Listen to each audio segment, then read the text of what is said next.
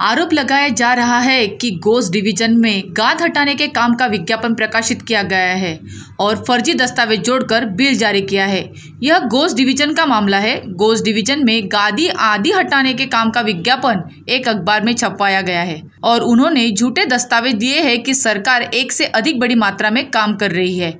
इसके चलते विभाग पर फर्जी दस्तावेज लगाकर विज्ञापन निकालने का आरोप लग रहा है।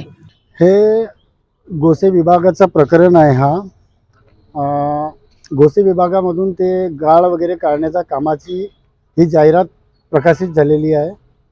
दैनिक विश्वासमत वृत्तपत्र हा शासन यादीमध्ये एक मोठ्या प्रमाणात आहे असा त्याने एक खोटा हा दस्तावेज दिलेला आहे शासनाला, दर प्रमाणपत्र। आणि इथं ही जो सुरेश वांदिले सर जे आहेत संचालक माहिती, हे त्यावेळेस तिथं म्हणजे त्यावेळेस हे कार्यरत नव्हते। त्यावेळेस कार्यरत होते बागुल सर। 2018 पासून बागुल सर कार्यरत आहेत या म्हणजे डिपार्टमेंटला। आणि त्यांनी हा खोटा कागद जोडून म्हणजे हा बनावटी कागदपत्र जोडून सनेरी त्यांनी ती 25 लाख रुपयाची म्हणजे एक काम 15,34,000 रुपयाचा होता आणि दुसरा काम 10,95,000 रुपयाचा होता। अशी ही खोटी जाहिरात आणि हे खोटे कागदपत्र सांगून त्यांनी ती जाहिरात लावलेली आहे तिथं। आणि 26/9/2023 ला ही जाहिरात प्रकाशित झालेली आहे। ही बाब मला कळताच मी शासनाला कळवण्याकरिता अर्ज केलेला आहे। कालच्या तारखेला 3/7/2024 ला मी नागपूर विभागाला म्हणजे अधीक्षक अभियंता गोसेखुर्द प्रकल्प मंडळ नागपूर इथं मी तक्रार केलेली आहे।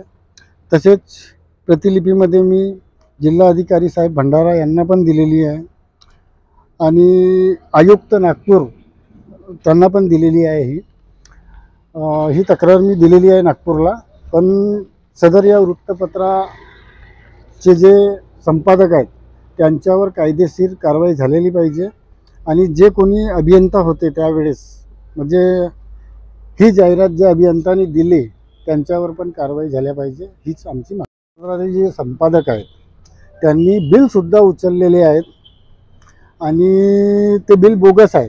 ते दैनिक विश्वासमत पेपर आहे, त्याचे जे संपादक आहेत त्यांनी तो बिल उचललेला आहे तिथून।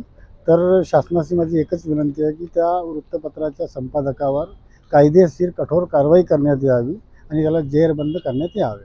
महाराष्ट्र T24 के लिए जाहिद शेख, इनकी रिपोर्ट, भंडारा।